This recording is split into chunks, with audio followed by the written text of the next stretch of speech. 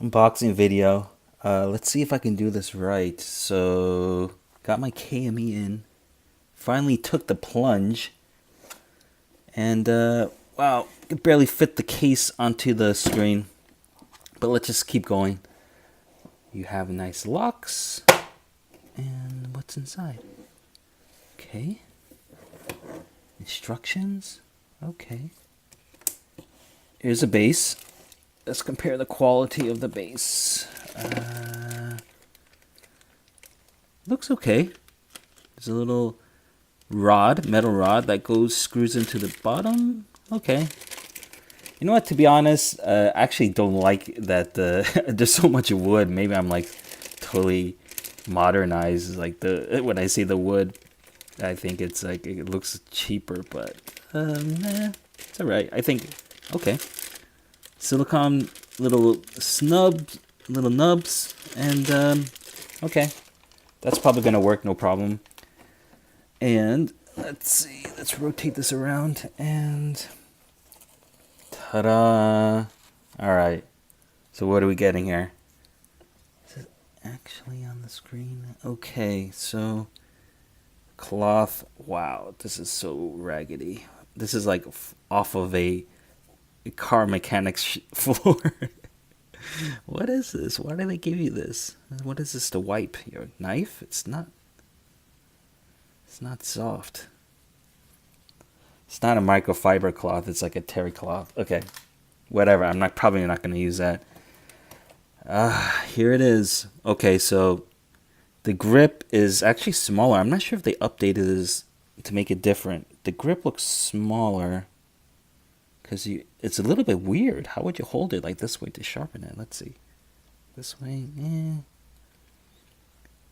You know, of course, I'm going to use the base. Let's check out the bottom. Some rough edges, but nothing probably going to affect the performance, I think. And, okay. Let's see. The way it should work is you push to unlock this. I'm pretty sure they updated the clamp.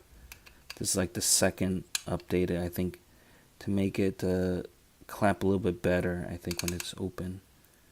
So these should be all like sort of independent. This should be, you unscrew this, I think, to adjust to what you want. Yeah, that makes it loose. Okay. Okay, and then you just screw this down, clamp it down onto the blade. I probably looked at all the crazy ass videos. I'm gonna do probably like maybe accumulation of video. I think I have to use this to get a feeling for it and to get a really good like a subjective, objective opinion on it. And yeah, okay. So where the rod goes through, it's like a Teflon piece, so it should just slide. I don't think you have to. I know that you have to grease this part. So this rotate. I think they want you to grease this part a bit, lubricate it. So that's a wear part over there. Okay. And I remember, see, this is why I want to do a cumulative tip video, because there's so much information just spread all around YouTube, and I just want to like put it all in one place from what I learned.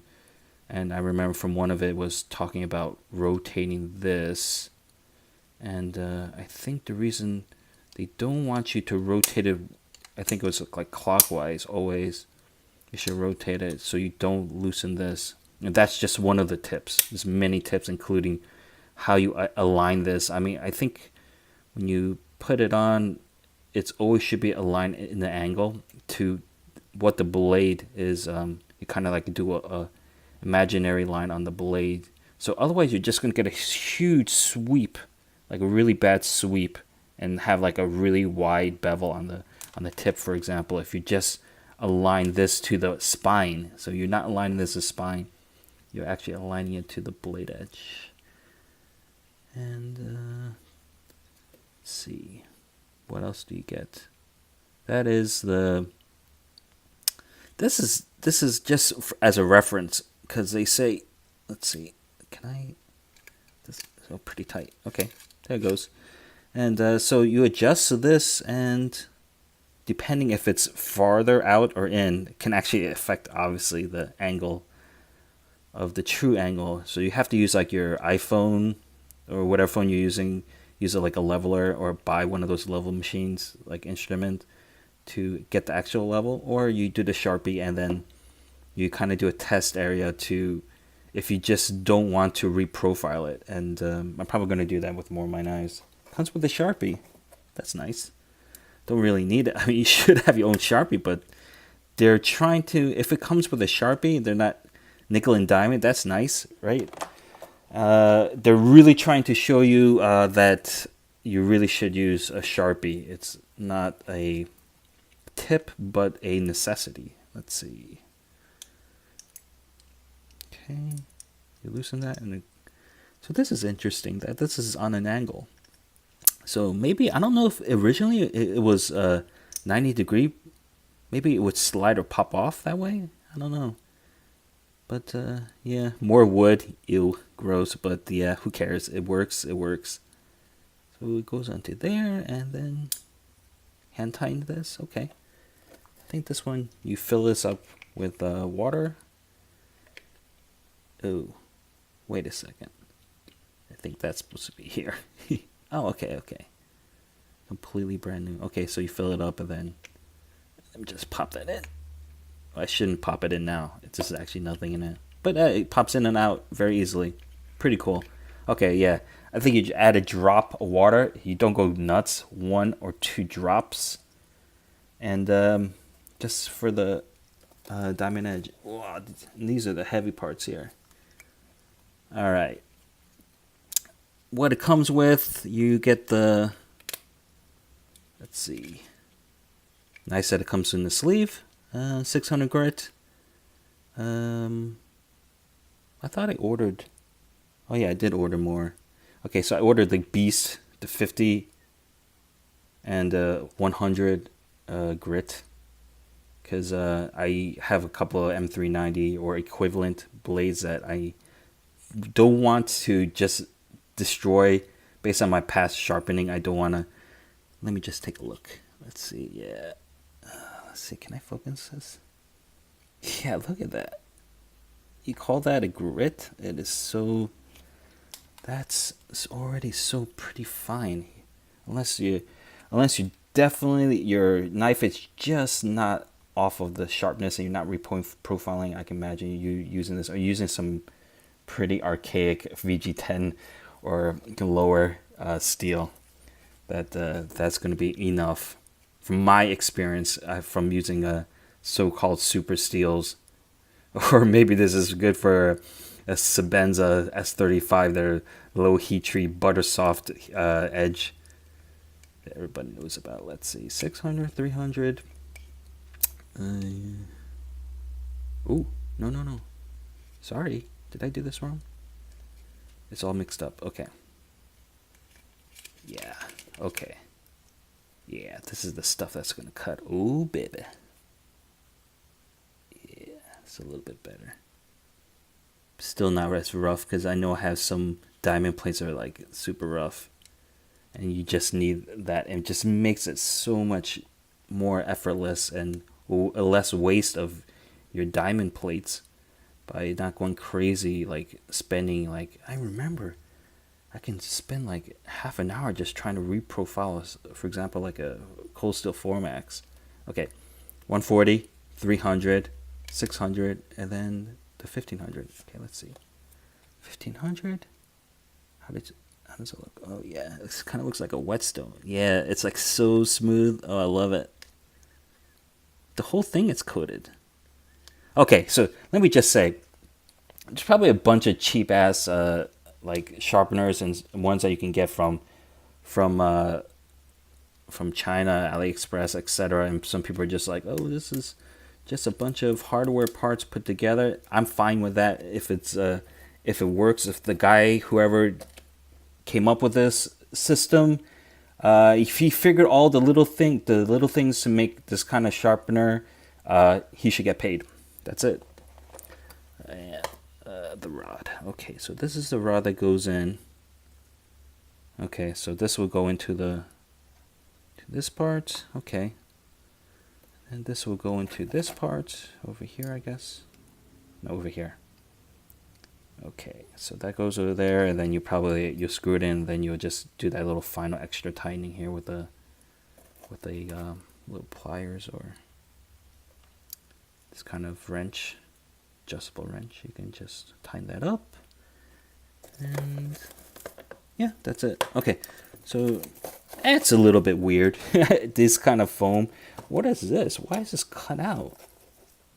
Is that meant to be? What shape is that? It's a weird shape. It's not even. Oh, it's just a square shape. So I don't know. I guess if you wanted to cut out and put more stuff in it, maybe this is just a generic tray. Yeah, this is just a square. What would you put in this space? Maybe you can fit extra. Is it for the extra blocks? No, it's bigger than that. Okay. Okay. So I have that. Blah blah blah, and put that back in. And then, okay, yes, KME. Just take a look at the instructions.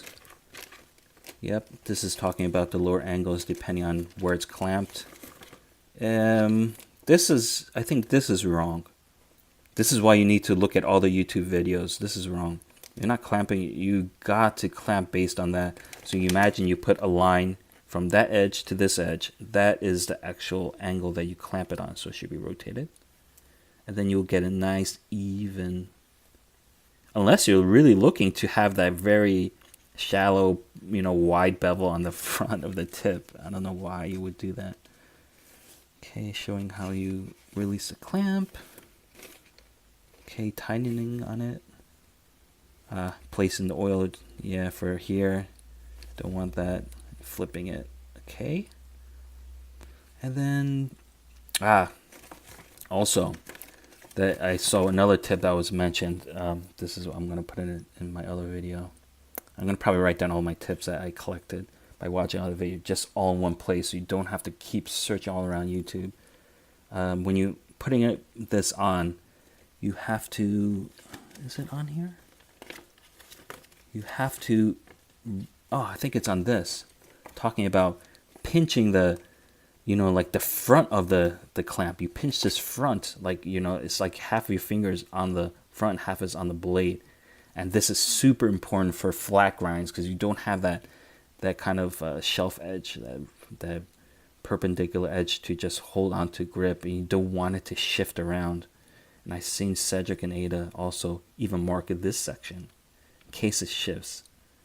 So from me, I'm going to put a line this way, and I'm also going to put a line on that. Maybe I might put a line here. I might actually measure that and put the half line to measure with this. I'm going to be OCD about this because you might as well if you're going to use a guided sharpening system. So, yeah. Okay, so this is what is included. With the stand, you're going to spend about 200 US. And I wanted to mention as well that because I happen to have 3M polishing paper already, like 6 different levels down to 1 micron, and I know they sell, this KME can get super expensive. It can get super expensive. So I didn't want, since I had the polishing paper already, I didn't want to, I hope I have enough. I didn't want to buy every single glass blank. You get the glass blank with the polishing paper. Each one is $25. It can get quite expensive just to get that mirror polish. So I actually, I went to a picture frame place. They can do it for me, like something like $3 each blank. I have like 6 levels of polishing paper. So 6 times $3, it's $18. 18 US. I paid for. I have to pick it up later, so I'm not going to start sharpening yet. I probably will practice on kitchen knives, but yeah. For some people, the 1500 will be enough finishing edge. You don't need that mirror shine. You don't need it. In fact, they tell you that it should already be cutting with this level. Then you know you did the apex right. But yeah, um, for the glass blanks, I asked the people, nobody. I don't know if people just don't want to respond on their YouTube, or they feel that I'm doing a bastard move. I don't think I am, to be honest, because if I want to, customize my own KME any way I want, then I should be able to. You should be able to use any kind of sandpaper or whatever you decide that you want to use onto it. So I'm going to tell you that these are 4 inches by 1 inch, and the thickness is 5 millimeters on the dot. So I ordered glass blanks 4x1 with a 5 millimeter. The thickness is the most important. The thickness, because you don't want to, if it's a thicker if it's a thicker sharpening material, then that would change the angle slightly. So then you would have to adjust this, which is annoying. You don't want to keep adding an extra step that you don't need. So yeah, my tip, glass blanks, and that is the dimensions, 4 inch by 1 inch. I'm gonna say the thickness in millimeters, even though those other words it's exactly 4 inch, exactly 1 inch, and exactly 5 millimeters in thickness. So if you want to make your own glass blanks and use whatever kind of sandpaper you have at home, maybe you don't want to use diamonds or something like that, and that's you have the option. Okay, pretty cool. I mean, a lot of people recommend this. I'm sure people got the KMEs for free. And KME almost becomes a verb. That's how ubiquitous it is. It's like, I'm going KME that edge. And $200, I think it's well worth it. Of course, I haven't used it, so I can't say for sure, but a lot of other people think it's well worth it. And I think I finally took the plunge. It's very hard to take the plunge, and a lot of people say that for the exact same reason, which is I could have bought a knife for that $200. But I got some of my knives are over 1,000. So and I have no shelf queens, so I have some knives that needs to be reprofiled. Actually, they need to be sharpened. You know how embarrassing it is when you can't cut well with your knife and you just realize actually it didn't come from the factory. And then it just becomes a piece of jewelry. You have some kind of like knife that has like Damascus and Damasteel, and it looks beautiful, and then you actually use it and you're like, oh crap, it doesn't actually function like a knife. I'm just basically carrying a paperweight in my pocket. It's man's jewelry. So looking to fix all my knives, and especially the more expensive one. I already have a work sharp, and it's a guided system, but it's not like a perfect guided system. There's a lot of hand play in it, and I can get, I would say 80% perfect or 90% perfect, but I can't get 99% perfect, and I bet I can get 99% perfect with KME. And I thought about this, and I think in terms of the brands, this is the most bang for buck, and I would think actually the best sharpener, no price involved, would be, is it the Work Sharp one? I forget. It's the one that has 2 sides that you just go you rub both edge one constantly until you get to the apex, and that it will give you the perfect. Because you know what, you're starting here, you're starting with the rough stones, and until you get the burr onto the other side. But actually, when you're doing that, you're making the kind of like the edge like a little bit like obtuse, or not obtuse. It's like not it's not even. So what you need to do is like kind of, after you get that burr on one side, you got to go with the coarse stones to the other side, and it's almost like you're eyeballing it until the bevels are even, right? Because you can't just go burr on one side and then you go, it's easy to get the burr on the other side, but then you have like a uneven, like off edge, so you're gonna have to bring that to it till it's even, and that's, you're eyeballing it actually, unless you count, maybe if you count every single stroke on this side, but maybe even that's not totally even, because from the factory you're just not going to get the the perfect, there's times where I'm sharpening a knife and just there's one section that I can't get the burr on. I'm like, wow, I got to remove so much material just to get the damn thing even. So that's one of the things, that's one of the cons, or one of the things you got to accept, that you are going to remove material to make a very perfect edge.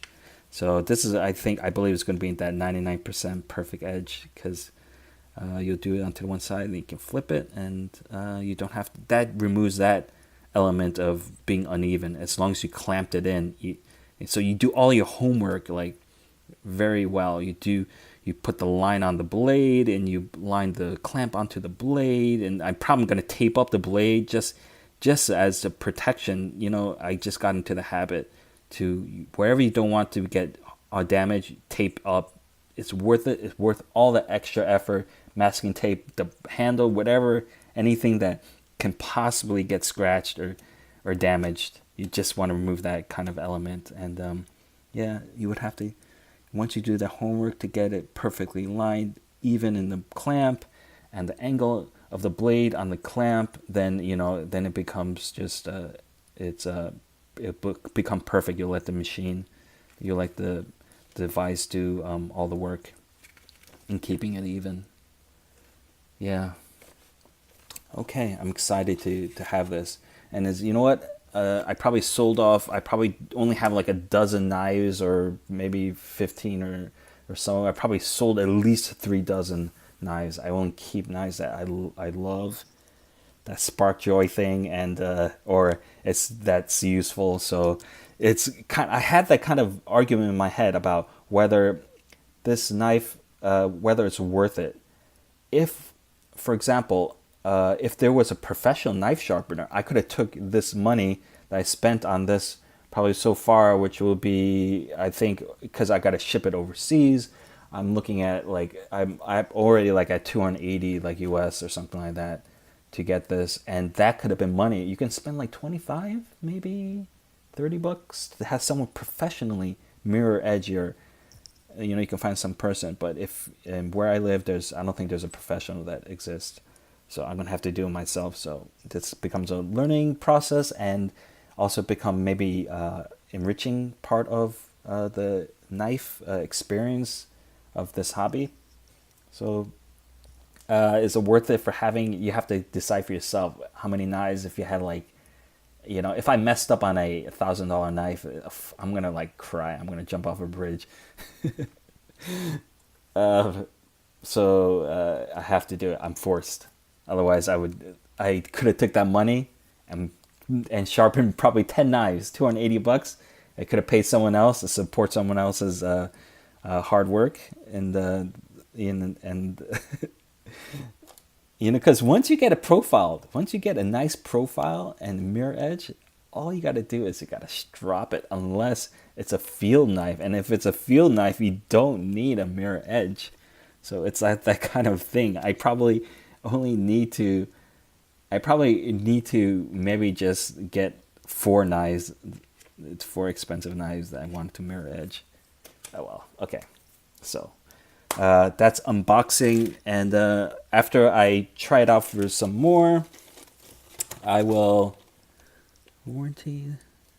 structural warranty. After I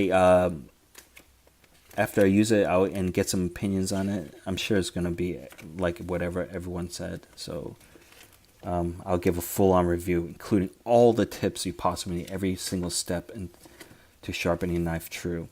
And the thing I wanted to mention about the price, did I mention about the price thing? Is that all those cheap Chinese and whatever you're buying into this, the quality also goes into the stones or the diamond plates you get. And I know for sure that this guy, whoever designed this, it was very picky on getting good stones, and that makes a huge difference. Those cheap ass Chinese ones with whetstones, they're garbage. They have garbage whetstones and stuff like that. I think one of my friends bought some kind of cheap Lansky or Workshop or Edge Pro or some kind of knockoff, and he said it was garbage. That's just money out the door. Okay, so enough with the talking. Comes in its case. Does this close? Yeah, close. That's nice that it comes with a case. Otherwise, usually I keep my sharpening system inside the original box, which is not bad either. Okay. Oh, is this off center? That's my OCD. Okay.